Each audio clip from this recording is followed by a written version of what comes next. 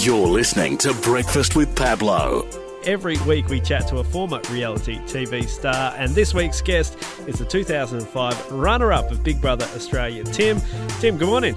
Pablo, how are you? Very good. Now, you were the runner-up of Big Brother Australia 2005. It's a few years ago now. Does it feel like a lifetime ago that you're on our TV screens, or just the other week? It feels so long ago, but I'll tell you something. If someone said to me, would you like to go back to the Gold Coast and spend 3 months sitting around, sunning yourself, doing some weights and, doing crazy activities on TV, I would say definitely yes. I don't know, it's like a money can't buy experience, literally, you know what I mean? And so it does seem like a long time ago, but I think it's one of those things when I go through my life, when I'm lying on my deathbed, it would just be such an interesting chapter. Do you know what I mean? Definitely. Now, you were somewhat controversial after the show when it came out that you'd teamed up with Chase from The Chaser to prepare for Big Brother. What did all that entail? Because it's a bit of a Big Brother camp, I'm led to believe. Yeah, it was kind of like a Big Brother boot camp, Like, I've been writing for The Chaser for, many years. The Chaser was a newspaper before it was a TV show. And I've been hanging out with those guys for a long time, and when I actually went to the audition, I was the very last of 35,000 people that year to try out. And I actually originally thought that what I'd do is simply write a piece for the Chaser on it. What's it like to try out for a reality TV show sort of thing, Mm-hmm. When I started to get through the stages, Chaz and I just basically sat down, we filled out all the forms together, we created what we thought was going to be a good character, and we worked really hard to develop strategies in the house, like do's and don'ts, and how to, spend the first couple of weeks just really flying under the radar. You don't want to get attention because there's so many people in there just trying to get attention. It's a bit of a logjam, you know what I mean? And then just things like, it's not stuff like we were the strategy was like evil, like I wasn't being me, but stuff like simple things. Like if you have a fight with someone, that's fine, but make sure you go and get closure at some point the next day or so, you know what I mean? You go and finish it off, you tie it off, you don't let it run on. It's that sort of thing. Like if a girl likes you, don't lead her on. And so, do you know what I mean? So I did do a lot of strategy, but I don't think it wasn't me being me, if you know what I mean. Now, that strategy, was very successful. You lasted 100 days in the house. You nearly won the entire thing. Was it everything that you expected? Well, it's a money can't buy experience. You literally... it's like being a 14-year-old again, Like you go, you've got no wallet, you've got no keys, you've got no phone, you've got no bills, and you're just in this house with another 10 young people, and all you're required to do is basically get up, have a shower, have something to eat, and lay around in the sun, only pausing to go for a jog and do some weights and that. So I got incredibly fit in the house, Pablo, I've got to tell you, pretty buff, I've got to say, nice and brown, and I don't know. It was in terms of it being a game. I really enjoyed it. I must admit, after about 4 months in there and having no one to talk to, I couldn't talk to Chaz or I couldn't discuss my strategy with anyone. Mm-hmm. So I started to get a little bit lost in my own little game, if you know what I mean, because I worked very hard to kind of ingratiate myself with the other characters. I worked very hard to make sure they liked me because that was part of the strategy. I think one of the things that I think resonated your character with a lot of people watching is that you were just the everyday bloke. You were in there, and as you mentioned, you started to pick up the weights, you got a lot healthier, and it was a bit of a transformation. And I remember you saying, I'm an avid watcher of Big Brother, I watched every season. I remember you saying, I need that Tim time, and you were very, you connected with everyone in the house in a good way that when people watched it, they thought, that's just a mate in there. Yeah, well, I suppose, there's parts of the strategy that, it's not like you're not being you. Like, I sat down and wrote a strategy, but to be honest with you, I'm a kind of thinking kind of guy. I went to uni, I like books, I like ideas. It would be weird if I didn't create a strategy to deal with that experience. Do you know what I mean? Like, that would not be me to do that. And, I just think that part of me is just finding commonalities with other people and finding the common ground. There's a couple of kids in there. There's one girl, Christy, who was about 18 or 19, and just very... I was about 28 when I went in there, which in itself is a huge advantage, but I didn't really connect with her at all, Pablo, Like, we had very little in common. But we made something, and I made sure that we had a couple of things that we could always, hark back to and talk about. So, I don't know. I suppose you can't fake who you are, and I am someone who, I like the affection of other people. I like people to have stuff in common with them and to enjoy them. I tell you one thing, though, I did talk about politics a little bit in the house. It's quite important to me. And that was one thing where I knew it wouldn't necessarily get me any votes. Do you know what I mean? Because you start talking about politics, okay, some people are going to like what you're saying, but some people aren't. Do you know what I mean? So I did have strategies, but there were some things that I wasn't going to compromise on, in the sense that I thought that Big Brother was a really interesting platform to talk about big ideas. And, you know, the year before, Merlin had been in there and he made that incredible statement, the Free the Refugee statement, and suddenly he was talking to a whole demographic of people about a really important issue that would not usually hear that stuff. You know, we're not talking about the Australian newspaper or ABC radio or, you know, SBS TV. We're talking about Big Brother. We're talking about, you know, average people, good, you know, Australian people who are young. Suddenly they're talking about refugees and what they are. Suddenly, when Merlin did that, a whole of the 12 and 13-year-olds turned to mum and dad and said, what's with the refugees? What's the story with that? You know what I mean?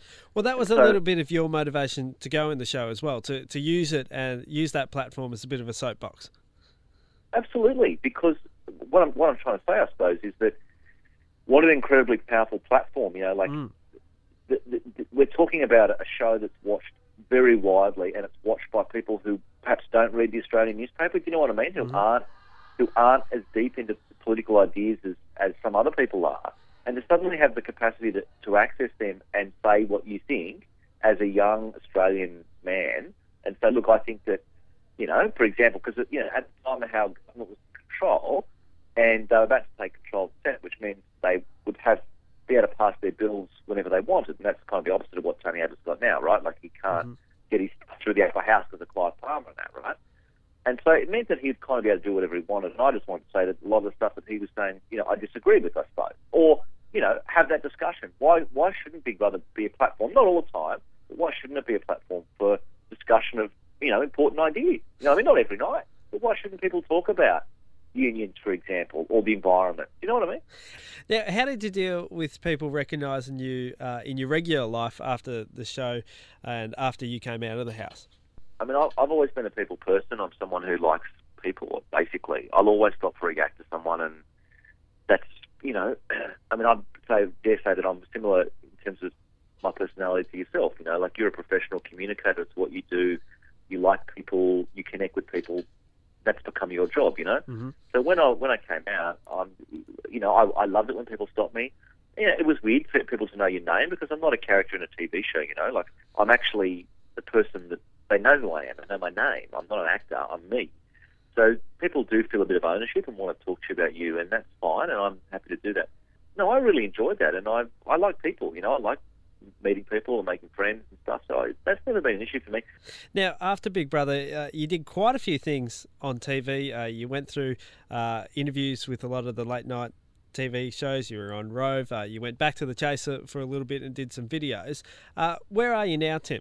And fill us in 10 years later after Big Brother. Yeah, so look, I mean, radio was always my thing. You know, I always really enjoyed radio, and I've always been a big ABC head my whole life. You know, Mum and Dad raised me on ABC TV and ABC radio. And so with ABC radio, I just did a year in Alice Springs, doing the drive show there, which I really enjoyed, on ABC Local Radio. So, you know, ABC Local Radio is usually pretty serious stuff, you know. We talk about issues, we get a bit of talkback, we play a bit of music, but it's mainly kind of discussing what's going on in your town. And so, yeah, radio. Would you do it all again, Tim? You said at the start of the interview that you would love to go back. It's an experience that money can't buy. Would you go on another reality TV show, or Big Brother you think was the right one for you? I think Big Brother is the purest of the reality TV shows, you know. It's not, there's no game, there's nothing in the way, there's no cooking, there's no building, it's just people being people. It is a social experiment, you know. It's not, some of the other shows are a bit more removed. At its best, Big Brother brings up really, really interesting issues, because it's not, you know, heavy people trying to get seen. It's actually people just being people. And if you get the right mix of people, it can be great. I really enjoyed it, and I would definitely do it again, mate. I mean, if I said to you, do you want to go to the Gold Coast for 4 months to get paid to lie around the sun, just, you know what I mean? Like, it's not exactly a hard choice. Have you sat down and watched much of your time on the show? Have you gone back and looked over the tapes? Well, someone very good sent me an entire season on hard drive. Wow. So I've got it there, and you know how easy things are to watch on a hard drive as opposed to even DVDs, And so I have been able to watch it, and I must admit I find it very difficult to watch. Like, I find it very cringeworthy because, Pablo, it's often me at my, when I'm most vulnerable, you know what I mean? Mm-hmm. And there's some really fun moments, and I've watched some really fun stuff. But there's other moments where, like, it's like listening back to yourself on a tape, Like, there's nothing necessarily wrong with your voice, but when you hear it, it sounds weird to you, you know what I mean? And so when you're watching yourself, it can be weird. So sometimes I really enjoy it. Sometimes I find it hard to watch because it's like, oh, that's me when I did that, or it's a bit cringeworthy or something. After Big Brother, you did quite a few things on TV. You went through interviews with a lot of the late night TV shows. You were on Rove. You went back to The Chaser for a little bit and did some videos. Where are you now, Tim? And fill us in 10 years later after Big Brother. Yeah, so look, radio was always my thing. I always really enjoyed radio, and I've always been a big ABC head my whole life. Mum and Dad raised me on ABC TV and ABC Radio, and so I'm with ABC Radio. I just did a year in Alice Springs, doing the drive show there, which I really enjoyed. Would you do it all again, Tim? You said at the start of the interview that you would love to go back. It's an experience that money can't buy. Would you go on another reality TV show, or Big Brother you think was the right one for you? I think Big Brother is the purest of the reality TV shows. It's not. There's no game. There's nothing in the way. There's no cooking. There's no building. It's just people being people. It is a social experiment. It's not. Some of the other shows are a bit more removed. At its best, Big Brother brings up really, really interesting issues because it's not heavy people trying to get thin. It's actually people just being people. Mm-hmm. And if you get the right mix of people, it can be great. I really enjoyed it, and I would definitely do it again, mate. If I said to you, do you want to go to the Gold Coast for 4 months to get paid to lie around the sun, just, you know what I mean? Like, it's not exactly a hard choice. Well, Tim, were there any hard things about being on Big Brother? The first couple of weeks is very tough, and I really feel for the kids in that couple of weeks. And you know what, to be honest with you, Pablo, you're coming off things like sugar. You're coming off things like caffeine. For the smokers, there's no smoking in the house. So that first week is really tough because you can imagine, I don't know how many coffees you have yourself, but as a breakfast radio presenter, I imagine you have a couple. A lot. Suddenly you've got no coffee, you've got no sugar because they really control your diet because that's the way they control you and they reward you with, with ice creams and with nice food and that. Well, Tim, it's been great catching up with you 10 years on since you were the runner-up of Big Brother Australia 2005 and filling us in what you're up to now, and we really appreciate you taking your time out today. Good on you, Pablo. Nice to talk to you, mate. Classic Gold, today's hits. Spirit.